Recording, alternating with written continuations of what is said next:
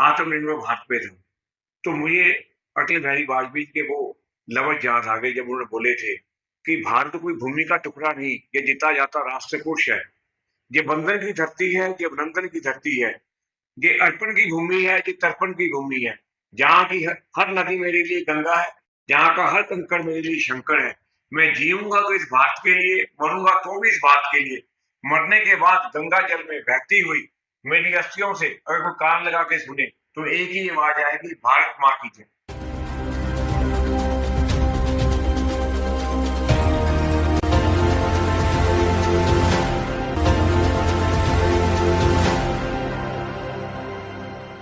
CA साहब, आज केंद्र सरकार ने आम बजट संसद में रखा है। पिछली बार जब बजट आया था तो लोगों में बड़ा उत्साह का माहौल था, सेंसेक्स काफी उछाल ले रहा था, लेकिन इस बार वो माहौल नहीं दिखाई दे रहा है। आप उसे एज ए प्रोफेशनल किस रूप में देखते एक्चुअली जब पिछले साल जो बजट आया था ना, उसमें एग्जम्पशन लिमिट काफ़ी बढ़ाई गई थी, हैं? जी, अप टू 12 लाख लेके, जी, तो लोगों में काफ़ी उत्साह था। जी, जी, लेकिन जो इस साल बजट आया है, जी। उसमें मेन जो स्ट्रेस है, मेन जो स्ट्रेस अपने वी कैन से स्ट्रेस दिया गया वो इस पॉइंट पे दिया गया infrastructure and defence. Okay, okay. और दूसरी बात ऐसी है, जहां तक आप सेंसेक्स की बात कर रहे हो या शेयर मार्केट की बात कर रहे हो, जी, इस बार इन्होंने एससीडी बढ़ाया। जी, जी, एक्चुअली गवर्नमेंट ये चाहती है जी, कि जो रिटेल इन्वेस्टर है जी, जी, वो फ्यूचर एंड ऑप्शन में ट्रेड ना करे, जी, जी, क्योंकि फ्यूचर एंड ट्रेड में जो ऑप्शन करता है जी, आम इन्वेस्टर, तो वो उसमें लॉस ही खाता है। Okay, okay. तो गवर्नमेंट चाहती है कि ये लोग इनमें ट्रेड ना करें ताकि ये बच जाए, अच्छा, इसलिए उन्होंने एससीडी बढ़ाया। जी, जी। मतलब सीधे-सीधे कोई राहत नहीं दी है, लेकिन लोगों को एक धोखाधड़ी से या लॉस से बचाने की कोशिश की। हाँ, जिसे हाँ we can say ji, in ji, in this way. Ji, ji. Infrastructure के लिए, डिफेंस के लिए बहुत सारा बजट रखा है। तो अभी तो रिसेंटली एक बार देखें तो ऐसा नहीं है कि रोजगार के लिए बहुत कुछ किया होगा। लेकिन क्या लगता है आपको इससे इन फ्यूचर रोजगार भी संभावनाएँ बढ़ेंगी? कुछ अच्छा होगा ऐसा क्या मतलब किस रूप में देखते हैं? ऐसा है, जब भी कोई खर्चा करता है उससे एम्प्लॉयमेंट तो बढ़ेगा ही बढ़ेगा। जी, जब इंफ्रास्ट्रक्चर अच्छा होगा, डिफेंस भी ठीक हो जाएगा, जी, फिर हम जो गवर्नमेंट है वो चाहती है कि डिफेंस जो हमारे पास डिफेंस के अलावा जी, हम डिफेंस की आइटम सपोर्ट भी करेंगे। जी, जी, ऑटोमेटिकली एम्प्लॉयमेंट मिलेगा लोगों को, जी, इंडस्ट्री भी बढ़ेगी। जी, तो अपने जनरेट होगा, एम्प्लॉयमेंट जनरेट कंफर्टेबली होगा। जी, जी, मतलब लेकिन आने वाले टाइम में होगा, इट विल हाँ, टेक टाइम। मतलब मैं हम आज ही नहीं कह सकते कि इसको फायदा मिल जाए। जी, मैं वही कहना चाह रहा हूँ कि ये अगर आप रिसेंट बात करेंगे तो कुछ नहीं है, लेकिन आने वाले टाइम में लोगों को उसका फ़ायदा मिलेगा। हाँ, दिस इज द बिगिनिंग, जी, इट विल टेक टाइम। जी, जी, आने वाले टाइम में हम इसका रिजल्ट सीखेंगे। जी, उससे देखेंगे।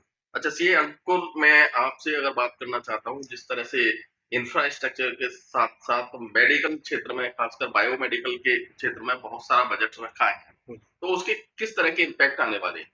इम्पैक्ट बहुत पॉजिटिव आने वाले हैं। जी, लाइक आज मैडम ने शेयर किया था, जी, जो इंडिया में हमारे अब जो डिजीजेज हैं वो नॉन कम्युनिकेबल की तरफ हम जा रहे हैं। लाइक डायबिटीज हो गई, कैंसर हो गया, और भी मेडिसिन मैडम ने डिजीजेज बताई हैं जी, जो इंडिया को आज के दिन घेरे हुए हैं। जी, तो उसके ऊपर फोकस करते हुए उन्होंने काफी जो लाइफ सेविंग ड्रग्स हैं जी, जो कैंसर में ट्रीटमेंट में काम आती हैं, जी, उस पर ड्यूटी कम की है, जी, बजट एलोकेट किया है। मोरओवर मेडिकल प्रैक्टिशनर्स की उन्होंने बोला है कि हम इंक्रीज करेंगे नंबर ऑफ मेडिकल प्रैक्टिशनर्स, ताकि जो इंडिया की पॉपुलेशन है जी, उसी के हिसाब से मेडिकल प्रैक्टिशनर्स भी हों, ताकि उनका टाइमली और प्रॉपरली ट्रीटमेंट हो सके।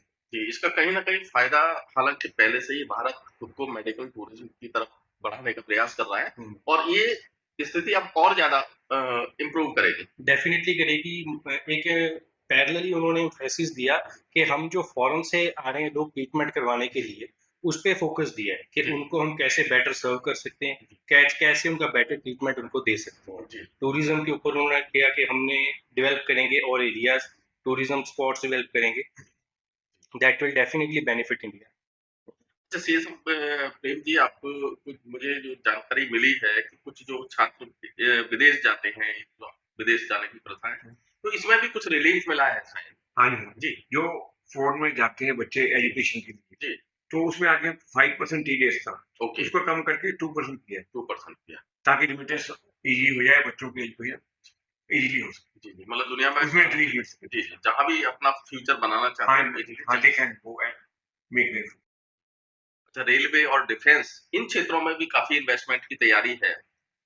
ये तो जब से मोदी साहब आए हैं, जी, रेलवे और डिफेंस पे उनका एक ही मोटो है जी, कि हमारी जो सफर है, जी, उसको इस तरह कम से कम किया जा सके टाइम। जी, उस टाइम को कम करने की कोशिश कर रहे हैं। जहाँ तक अपनी डिफेंस है, डिफेंस में तो इनका एक ही मोटिव है कि हमें अपना इंडिपेंडेंट होना है। अब देखो जो कुछ चाइना, अमेरिका कर रहा है, उससे बचने के लिए ज़रूरी है कि we should be self reliant in everything, जी। Otherwise we can't save ourselves. क्योंकि दुनिया के हालात इस तरह के बनते जा रहे हैं कि डिफेंस के लिए हमें अभी बहुत तैयारी करनी है। हाँ, बिल्कुल, ये बहुत ज़रूरी है। अगर इनडायरेक्ट वे में मैं अगर कहूँ, तो आज भले ही लोगों को ना दिख रहा हो, अगर रेलवे की बात करें, चाहे डिफेंस की बात करें, लोगों को रोज़गार तो मिलना भी है। वहाँ पे काम शुरू हो गए तो लोगों को रोज़गार मिलेगा। सर्टेनली मिलेगा जी, ही। हाँ, मतलब एक ये कह सकते हैं कि अभी तक की जो सिचुएशन बन रही है कि भले ही फौरी राहत नहीं दी है लोगों को, लेकिन आने वाले समय के लिए काफ़ी फ़ायदा मिलने वाला है। थोड़ी राहत हमें दिखाई नहीं देगी। जी, दिखाई नहीं दे रहा है। दिखाई नहीं दे, राहत तो मिलनी है, मिलनी जी, है। हाँ। लेकिन कुछ चीज़ें ऐसी होती हैं, हमें देखने में उसी टाइम लगता है मिल गया कुछ। जी, जी, कुछ चीज़ें ऐसी होती हैं, टाइम के साथ पता लगता है। जी, जो स्टेप्स ले रहे हैं, ये टाइम के साथ पता लगेगा। जी, अगर हमने जो आज़ादी ली है, जी, अगर हम उसी को नहीं बचा पाए, तो जी, हमें किसी चीज़ का कोई फ़ायदा नहीं है।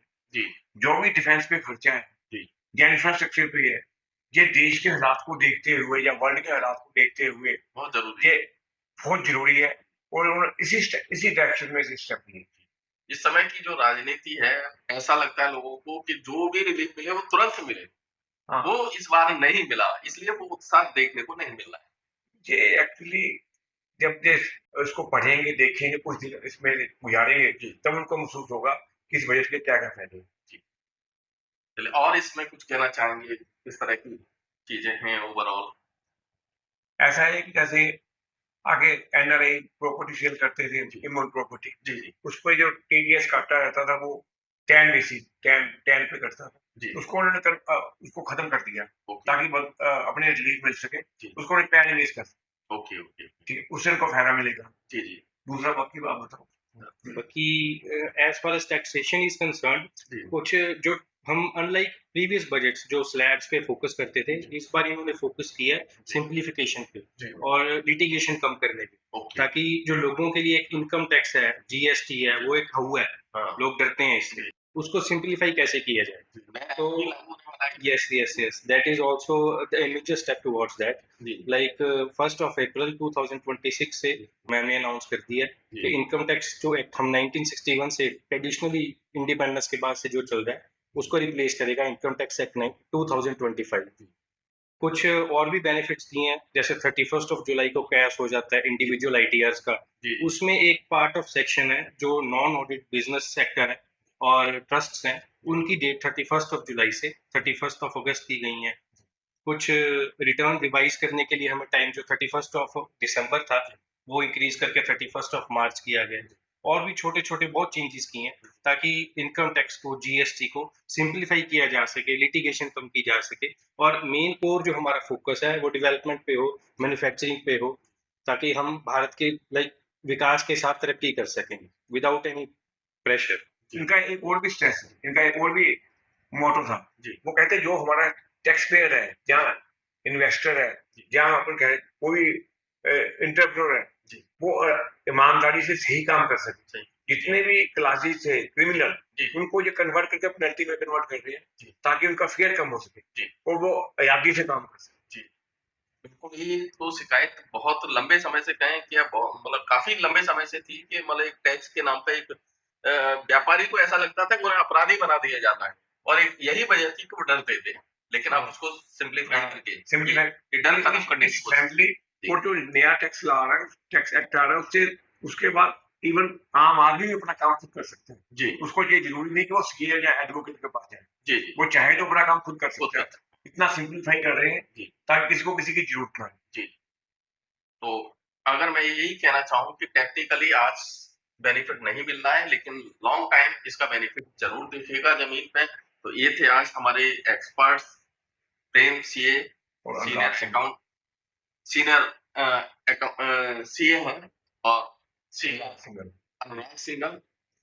जिन्होंने आज हमें बताया बड़े सिंपल भाषा में कहूँ, बड़ी सादा भाषा में, कि बजट में आज भले ही आपको बहुत कुछ फायदा न दिखाई दे, लेकिन टेक्निकली अगर हम देखें इसे तो आने वाले समय में ये पूरे देश के लिए भी फायदेमंद है, लोगों को रोजगार भी मिलेगा, हर तरफ इसे निराशाजनक नहीं कहा जा सकता है।